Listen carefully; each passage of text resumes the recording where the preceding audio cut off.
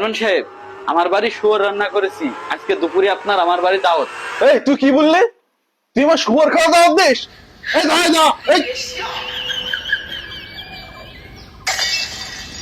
সভাপতি সাহেব, আপনি এখানে বসে আছেন, আমি আপনার সারা গ্রাম খুঁজে বেড়াচ্ছি। আমার বাড়ি শুয়োর রান্না করেছি, আজকে দুপুরে আপনার দাওয়াত আমার বাড়ি।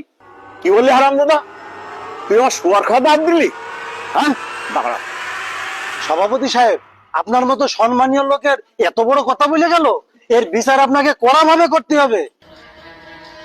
চেয়ারম্যান সাহেব দাঁড়ান, আপনি এদিক কোন যাচ্ছেন? চেয়ারম্যান সাহেব, আমরা তো আপনার কাছেই যাচ্ছি। আর বললেন না মেম্বার সাহেব, মাথা খুব গরম আছে আমার, কি করতে দাঁড়ান করেন বলেন। চেয়ারম্যান সাহেব, আমি হাজি মানুষ, তারপরে মসজিদের সভাপতি, আর ওই পিয়াস, ওই হারামজাদা আমার শুয়োরের মাংস খাওয়ার দাওয়াত দিয়েছে। হ্যাঁ চেয়ারম্যান সাহেব, আমি মসজিদের সেক্রেটারি, আমারও বলেছে এই কথা। কি বললেন? আপনাকে এই কথা বলেছে? ও তো আমারও একই কথা বলেছে। তাহলে চলেন, ওনার ধরবো, ধরি হাত পা ভেঙে দেবো, চলেন।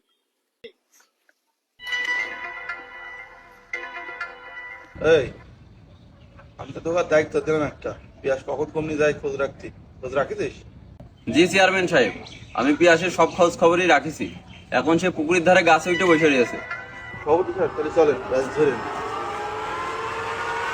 আরে এ কি দেখছি, সবাই তো দেখছি আমার দিকেই আসছে। তোর এত বড় সাহস কি হয়েছিল? তুই আমাকে শুয়োর খাওয়ার দাওয়াত দিয়ে তুই গাছ উঠে বসে রয়েছিস? লাভ তুই লাভে তোর আজকে ভিসে তলা করে ফেলছো হারামজাদা।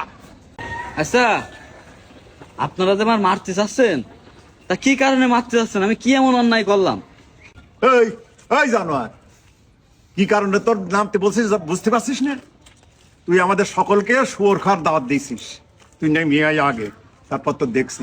নাম আচ্ছা, আমি যে আপনাদের শোয়ার খাওয়ার দাওয়াত দিছি এটা ইসলামে হারাম মানলাম, ঠিক আছে। আপনারা কি কেউ বলতে পারবেন যে শুয়োরের মাংস খালি আপন মায়ের সাথে জেনা করার গুনাহ হবে, বা আল্লাহ এবং তার রসুলের বিরুদ্ধে যুদ্ধ করা ঘোষণা দেওয়ার গুনাহ হবে? এরকম কেউ বলতে পারবেন? দেখেন, এই যে আমি লিস্ট করে রাখিছি, আমাদের এই যে চেয়ারম্যান সাহেব ইসলামী ব্যাংকে 5 কোটি টাকা সিসি তুলেছে। চেয়ারম্যান সাহেবের ভালো যে রূপটা দেখতে পাচ্ছেন, এটা দৃশ্যমান ভালো, ভিতরে সব গন্ডগোল। আর এই যে সভাপতি সাহেব, বিরাট ব্যাংকে 1 কোটি টাকা ঋণ। সভাপতি সাহেবের ব্যাংকে 1 কোটি টাকা ঋণ, অথচ তিনি হজ করেছে। এই হজের কি লাভ বলেন? সেক্রেটারি সাহেব অগ্রণী ব্যাংকে 20 লাখ টাকা ঋণ। 20 লাখ টাকা ব্যাংক ঋণ, অথচ মানুষের চোখে সে খুবই ভালো মানুষ। আর আমাদের মেম্বার সাহেব 50 লাখ টাকা ব্যাংকের ঋণ। প্রথমবার 10 লাখ টাকা তুলে ভোটে ফেল করে, পরবর্তীতে 40 লাখ টাকা তুলে ভোটে পাশ করে। শুনুন, আল্লাহ তাআলা বলেছেন এই সুদে বরকত নেই, রাসূল সাল্লাল্লাহু আলাইহি ওয়াসাল্লাম বলেছেন এই সুদে বরকত নেই। অতএব এই সুদের মধ্যে আসলেই কোনো বরকত নেই ভাই।